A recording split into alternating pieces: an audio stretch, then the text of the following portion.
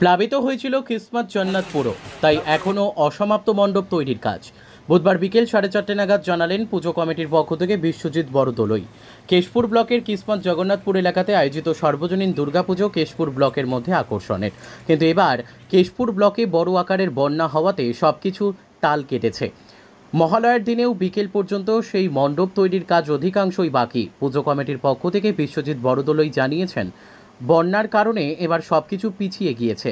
পুজোর থিম করা হয়েছিল শিবলিঙ্গ, কিন্তু সেই থিম তৈরি শেষ করা বা মণ্ডপ তৈরির কাজ শেষ করা এখনও অনেকটাই বাকি। কারণ কিসমত জগন্নাথপুর এলাকায় যেমন প্লাবিত হয়েছিল, তেমনি যে সমস্ত কারিগররা এই মণ্ডপ তৈরির কাজ করবেন তারা পূর্ব মেদিনীপুরের বাসিন্দা, তারা নিজেরাও প্লাবিত হয়েছিলেন। তবুও মানুষের জন্য আনন্দে যাতে কোনো রকম ভাটা না হয়, তার জন্য সব রকম ব্যবস্থা থাকবে। পুজো কমিটির পক্ষ থেকে এবারেও পুজোর বাজেট 17 লক্ষ। পুজোর কটা দিন, সব দিনই নানা রকম আনন্দ অনুষ্ঠানের আয়োজন থাকবে। ব্যুরো রিপোর্ট, সত্যের সন্ধানে কেশপুর। সাহারা গার্মেন্টস এবারে এই দুর্গা পুজোয় নিয়ে এলো ধামাকা অফার।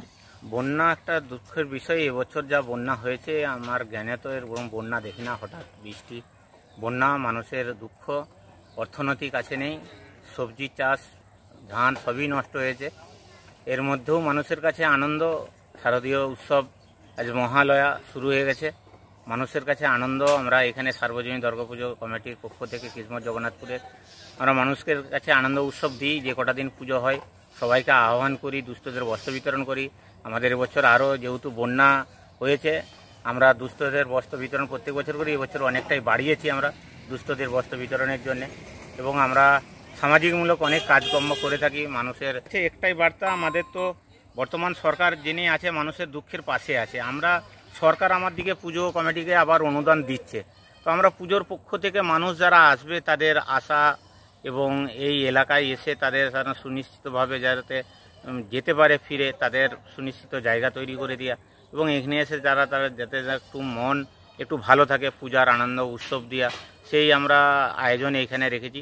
এবং যাদের বন্যায় ভেসে গেছে কেশপুর কিছু এলাকায়, সেই এলাকায় আমাদের বর্তমান সরকার যিনি আছেন তাদের পাশে দাঁড়িয়েছেন, সরকারকে ধন্যবাদ জানাচ্ছি আমরা। অশেষ ধন্যবাদ। আমাদের সিএম ম্যাডাম নিজে এসে ঘাটাল দিক থেকে কেশপুর হয়ে মেদিনীপুরে গিয়েছিলেন, এবং অনেক আমাদের ডিএম, এসপি প্রত্যেকেই আমাদের এলাকায় পরিদর্শন। আমাদের থিম আছে আমাদের শিবলিঙ্গ, থিমের উপরে কাজ চলছে, এইটাই আমাদের থিম আছে। ওই বৃষ্টির কারণ, লাগাতার বৃষ্টি হয়েছিল, বৃষ্টির কারণে প্যান্ডেল হয়ে উঠেছিল নি। ভেবেছিলাম মনে হচ্ছে বন্যায় কি হবে না হবে, যারা দূর থেকে যারা এখানে মিস্ত্রি কাজ করতে এসে তাদের পুরো সবারই বাড়ি পূর্ব মেদিনীপুর, সেখানে বন্যা, তারা আসতে পারছিল নি। এবং এই মহালয়ার একদিন আগে থেকে আবার ফুল কদমে কাজ চালু হয়েছে, তারা এসেছে এলাকায়, এসে কাজ শুরু করছে। মোটামুটি অনেকটাই আছে, 16-17 লাখ টাকার বাজেট আছে। পুজোয় প্রত্যেক দিন আমাদের পঞ্চমী থেকে একাদশী ভাষণ আছে, এবং প্রত্যেক দিন আমাদের অনুষ্ঠানের সাংস্কৃতিক অনুষ্ঠান আছে আমাদের এখানে। আমরা দুস্থদের বস্ত্র বিতরণ যেমন করি, সেরকম খাওয়া দাওয়ারও একদিন অ্যারেঞ্জমেন্ট থাকে আমাদের। সবাই সেখানে খাওয়া দাওয়া করে, সবাই মিলেমিশে সমস্ত এলাকার মানুষ একসাথে থেকে।